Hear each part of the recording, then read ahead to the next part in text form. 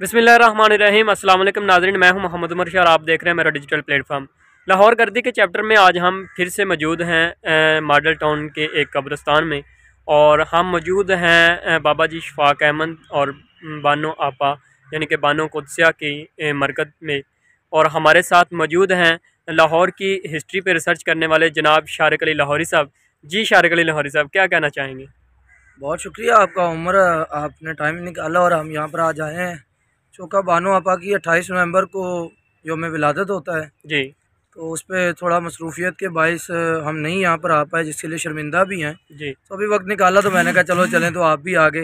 यार रिसर्चर कुछ भी नहीं है, बस यार थोड़ा सा इन्फॉर्मेशन इकट्ठी कर लेते हैं कि अल्लाह वाले किस जगह पर बैठे हुए हैं। बिल्कुल क्योंकि ऐसा जब ही किसी से आप मोहब्बत करते हैं तो आपको उसके घर का पता लाजमी होना चाहिए, ताकि जब आपको तलब हो उसकी तो आप उसके पास जा सकें। तो ऐसा ये ही वो हस्तियाँ हैं जिन्होंने बहुत से लोगों को अल्लाह का घर दिखाया, बहुत से लोगों को जो है अपनी, मैं समझता हूँ अगर मोहब्बत, मरवत, इसार, कुर्बानी की अगर कोई शक्ल होती इंसानी, तो वो यकीन बाबा जी इशफाक अहमद जैसी होती। और क्या अगर कोई कहने। वफ़ादारी, इज़्ज़त, तमीज़ की अगर कोई शक्ल होती तो बानो आपा जैसी होती। जी आपने अगर इंसानियत सीखनी है तो आप बहुत कुछ जो है बाबा इशफाक अहमद साहब से सीख सकते थे और सीख सकते हैं।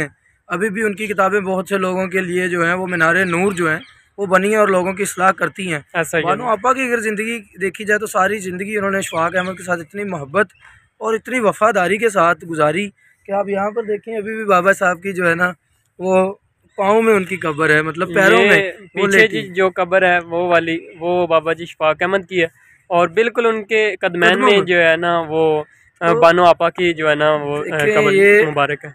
ये अल्लाह के काम होते हैं और ये नसीब तो होते हैं और अल्लाह के कमाल होते हैं। जब कोई इंसान ज़िंदगी में किसी के साथ इतनी मोहब्बत करता है तो फिर आखिरत में भी वो इकट्ठे होते हैं, और ये कुदरती एक फ़ेनोमेन है।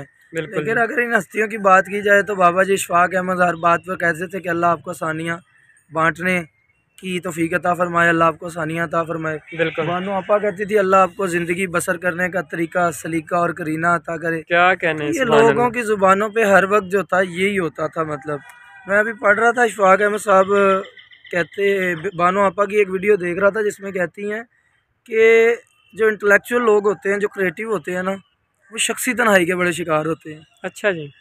वो इतना शख्सी तन्हाई के शिकार होते हैं कि वो उनको पता चल जाता है कि मैं अपने वालिदैन से अलग हूँ, जी अपने भाइयों से मुख्तलिफ हूँ, अपनी बहन से मुनफरिद हूँ। जी मतलब उनका मैच नहीं कहीं पे हो रहा होता। मिसाल के तौर पे अगर मैं अपनी मिसाल लेता हूँ, क्रिएटिव या इंटेलेक्चुअल तो नहीं हूँ, जी लेकिन गो के देखो मुझे इस तरह की आते हैं जी कि जी। जब भी चाहा मुँह उठाया और लाहौर चले गए, अंदरून शहर चले गए।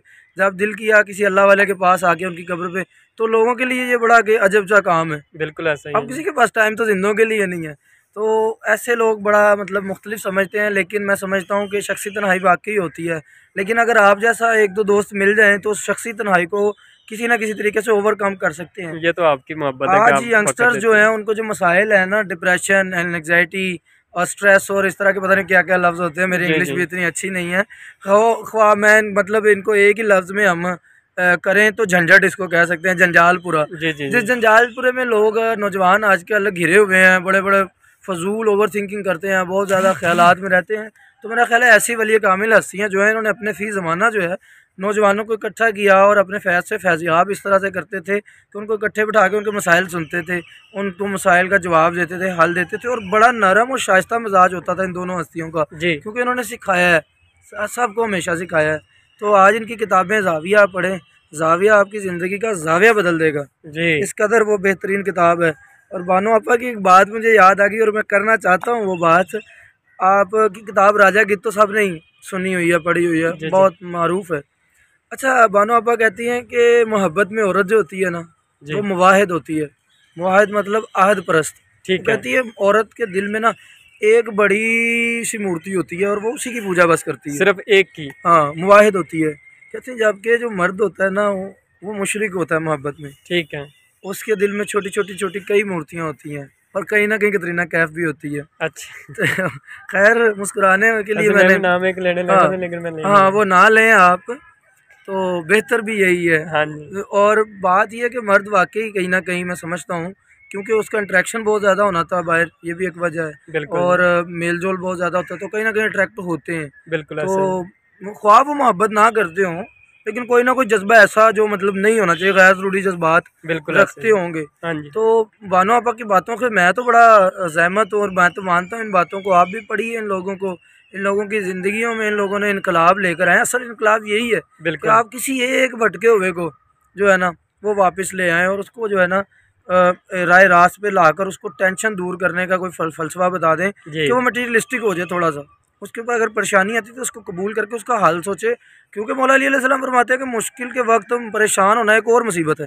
सही बात, बिल्कुल ऐसे ही। तो ये वही हस्तियाँ हैं जिन्होंने बताया कि अगर मुसीबत आए तो मुसीबत को मान लो, बजाय इसके परेशान होने के मान के उसका हल सोचो ना यार, उसमें सर करो। शारिक साहब, इफ्तिखार अहमद इफ़ी, क्या अच्छा नाम है, इफ्तिखार इफ़ी साहब, वो हमेशा उनकी किताब चिक्कड़ छोले, उनमें सारी यादें सब कुछ जो है ना वो बानो आपा और इशफाक अहमद साहब की यादें।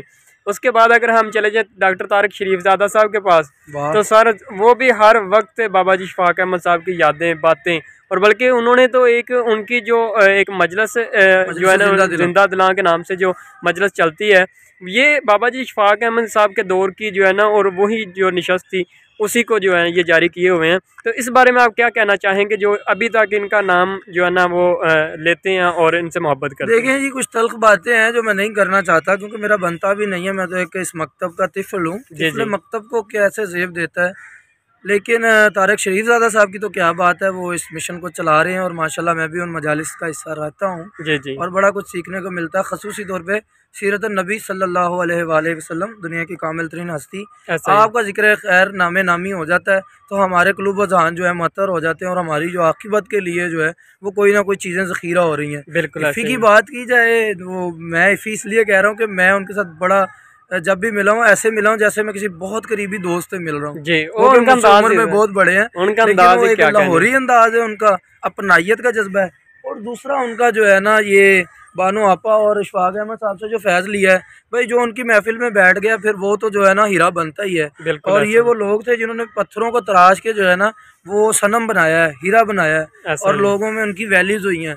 और एक और बच्चे का आपने नाम नहीं लिया, इनका बच्चा है मेरे लिए तो बहुत बड़ा है, वो नबील एंथोनी का अगर आपने नाम सुना है, वो बड़ा अच्छा इंसान है। वो भी पिछले दिनों कल परसों इधर लाइव वीडियो बना रहा था।